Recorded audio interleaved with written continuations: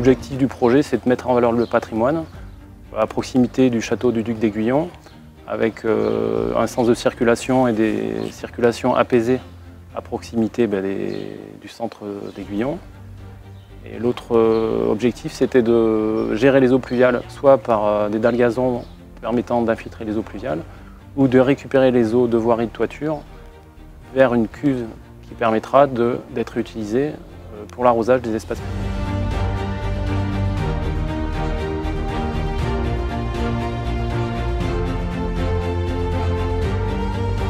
Notre entreprise intervient sur l'eau 1 de ce chantier, à savoir les réseaux divers, réseaux pluviales et toute la partie aménagement de voirie. Et ensuite, nous intervenons pour tout ce qui est l'aménagement de voirie, donc pavé, béton désactivé, béton clouté, bordure pierre, bordure béton.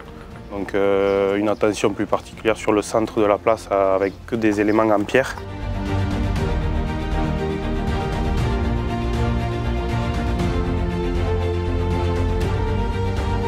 Pour la rénovation de la place Espiau, de la rue des Zéphyrs, de la rue Hoche, nous avons pris soin de choisir des matériaux de qualité pour respecter la qualité du lieu. C'est-à-dire que les pierres blondes du château des Deux Ailes vont se retrouver sur les pierres du sol et sur le béton désactivé. Ça nous a paru quelque chose de très important, non seulement pour l'esthétique, mais pour la pérennité du lieu.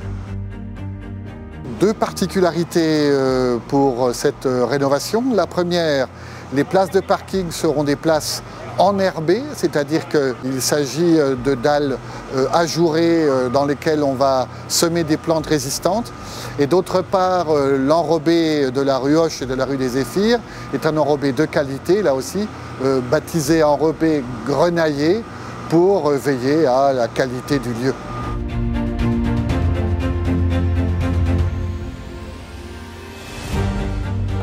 C'est un chantier que nous avons démarré pour les espaces verts il y a maintenant 3 semaines.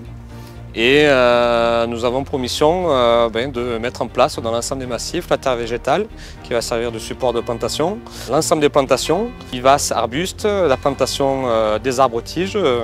Pour ce marché-là, des poiriers et des charmes. Afin de protéger l'ensemble de ces plantes, vous pourrez voir à terme des petites ganivelles qui viendront protéger les massifs et mettre un peu de relief sur la place.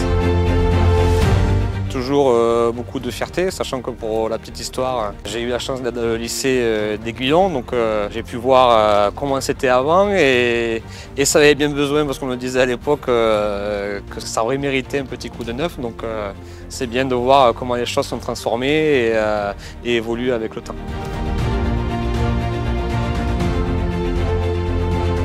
C'est la fin des travaux d'aménagement de l'hypercentre, donc place du 14 juillet, place Espiau.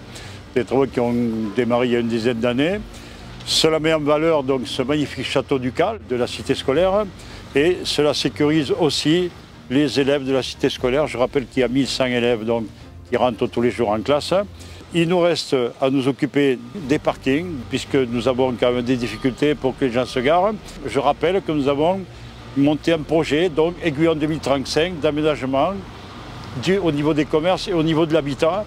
Ça prend cours, on a déjà installé donc, sur cette place Espiau un boulanger. Nous allons faire venir un magasin de vêtements, certainement une épicerie à l'ancien Crédit Agricole. Le centre-ville d'Aiguillon est en train de bouger, de se moderniser et notre vœu le plus cher, c'est de faire revenir des commerces qui manquent tant à la population, dont une partie est vieillissante, et par commodité pour l'ensemble de la population qui vit dans cet hypercentre-ville.